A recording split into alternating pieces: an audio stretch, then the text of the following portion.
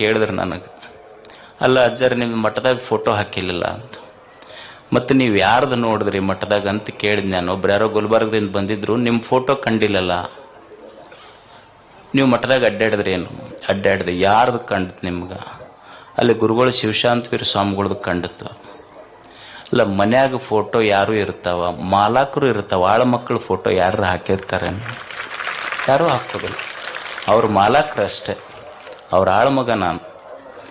ದೇಹ, ಈ ದೇಹದೊಳಗೆ ಜೀವಿರುವಷ್ಟು ದಿವಸ ಅವನ ಸೇವೆ ಮಾಡೋದು ಮತ್ತು ಸಾಧ್ಯ ಇದ್ದಷ್ಟು ನಿಮ್ಮ ಸೇವೆ ಮಾಡೋದು, ಇಷ್ಟು ಬಿಟ್ಟರೆ ಬೇರೆ ಗೊತ್ತಿಲ್ಲ ನನಗೆ. ಮತ್ತು ನನಗೆ ಎಳ್ಕೊಂಡು ಹೋಗ್ಬಿಟ್ರೆ ಒತ್ತಾಯ ಮಾಡಿ. ಅದಕ್ಕೆ ನನ್ನ ನನ್ನ ನನ್ನ ಭಾವನೆಗಳನ್ನು ನೀವು ಅರ್ಥ ಮಾಡಿಕೊಡ್ರಿ ಅಷ್ಟೇ. ಯಾಕಂದರೆ ಸಮಾಜ ಬಹಳ ಸೂಕ್ಷ್ಮವಾಗಿ ಹೋಗ್ತಾ ಇದೆ.